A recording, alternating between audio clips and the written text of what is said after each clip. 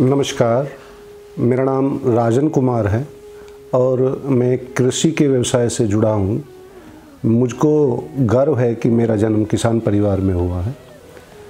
आज बात हो रही है पूज्य स्वामी करमवीर जी महाराज की। तो स्वामी करमवीर जी महाराज जो कि एक अपने आप में अध्यात्म के क्षेत्र में बहुत बड़ी विभूति हैं, मुझे उनके सानिध्य में, उनके श्री चरणों में बैठकर ऐसा कुछ सीखने का मुझको अवसर मिला है। मैं इसके लिए अपने जीवन को बहुत ही सौभाग्यशाली समझता। स्वामी करमवीर जी महाराज ने अब से लगभग 25 वर्ष पूर्व यानी कि अपनी शिक्षा को पूर्ण करने के पश्चात ऐसा समाज के अंदर योग और अध्यात्म को लेकर जो कार्य किया है वह अनुकरणीय है। और वास्तव में योग के क्षेत्र में पूज्य स्वामी करमवीर महाराज ने ऐसे लाखों और हजारों कार्यकर्ताओं को स्थान स्थान से लेकर साथ में सिखाकर और उनको समाज जीवन के अंदर योग के प्रचार और प्रसार के लिए प्रस्तुत किया है। आज हम जब चारों तरफ देखते हैं कि योग की सहजता, सरलता, यानी कि योग को लेकर जो समाज के लोगों के अंदर भ्रांतियां थीं कि योग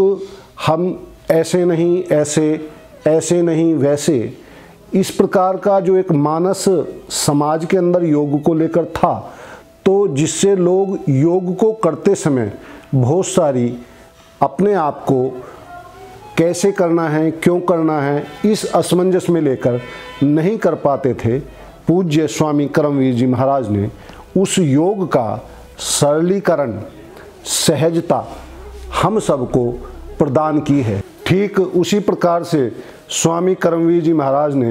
योग की उस क्रिया को सहजता और सरलता प्रदान की है, जिसके द्वारा हम चारों तरफ देखते हैं कि आज योग को लेकर संपूर्ण विश्व के अंदर एक क्रांति अभियान जैसा चल रहा है। आप देख सकते हैं छोटे नगरों में, छोटे छोटे स्थानों में, छोटे गांवों में किस प्रकार से योग को लेकर लोग अपने आप को योग से जोड़ना चाहते हैं। इसमें स्वामी करमवीर जी की मैं समझता हूँ बहुत बड़ी भूमिका है। पूज्य स्वामी करमवीर जी ने अपने जीवन को उत्कृष्टता की ओर ले जाते हुए जिस प्रकार से योग को सरल बनाते हुए और लोगों तक पहुँचाया है, उसका हम अनुकरणीय योगदान हम कभी भी आत्मविस्मृत नहीं कर सकते, क्योंकि यह अपने आप में बहुत बड़ी उपलब्धि है। आज हम देखते हैं कि 21 जून जो योग दिवस के रूप में अंतर्राष्ट्रीय विश्व योग दिवस पूरी दुनिया मनाती है, उसका कहीं ना कहीं छोटा या बड़े ऐसे रूप में मैं समझता हूँ कि स्वामी करमवीर जी महाराज का बहुत बड़ा योगदान है। आप लोग ऐसा विचार कर सकते हैं कि यह गलत भी है, परंतु मैं इस बात को इस प्रकार से कहना चाहूँगा कि योग के प्रचार प्रसार को लेकर ऐसे स्वामी करमवीर जी के शिष्य, हजारों शिष्य,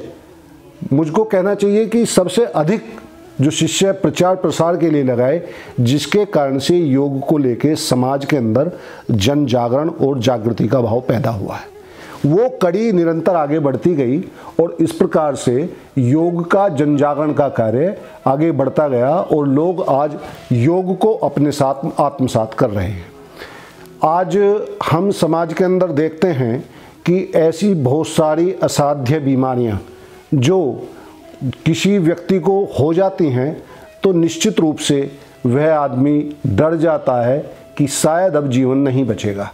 परंतु ऐसा है। पर स्वामी करमवीर जी ने आयुर्वेद के क्षेत्र में जो कार्य किए हैं, यानी कि हमारा जो प्राचीनतम योग और आयुर्वेद है, उसको लेकर जो काम किया है, उस पे जो शोध किया है, उस शोध का परिणाम आज थोड़ा सूक्ष्म रूप में दिखता है, परंतु जिस प्रकार से वो गतिमान हैं, हम ऐसा मानते हैं कि आगे चलकर निश्चित रूप से जो ये प्राचीन परंपरा योग की और आयुर्वेद की है, इसका पुनः जागरण होगा और पुनः सब लोग इसको आत्मसात करेंगे और अपने जीवन को स्वस्थ और सरल बनाकर प्रभु भक्ति में अपने आप को ले जाएंगे। आज हम समझते हैं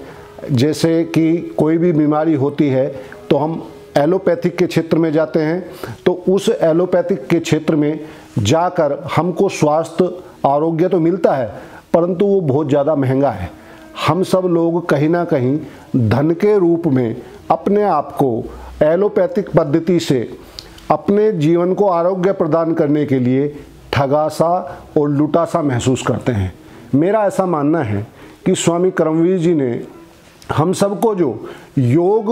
और आयुर्वेद, जो कहना चाहिए पतंजलि जो ऋषि हुए हैं, उन्होंने जो उसके संस्थापक हैं, जन्मदाता है, उस प्रथा को प्राचीनता से लेके आधुनिकता की ओर ले जाकर स्वामी करमवीर जी ने उसका सरलीकरण, मैं दोबारा कहना चाहूँगा, और सहजता जो हम सबको प्रदान कराई है, ये मानव जीवन के लिए संपूर्ण विश्व में एक अनुकरणीय प्रयास है। और उसका प्रतिफल हम देख रहे हैं कि आज अपने जीवन के अंदर योग और आयुर्वेद को लोग अपनाते हुए अपने जीवन को अच्छे से जी रहे हैं। मैं इन्हीं बातों और शब्दों के साथ में अपनी बात को यहीं पर विरमित करूँगा। बहुत बहुत धन्यवाद। नमस्ते।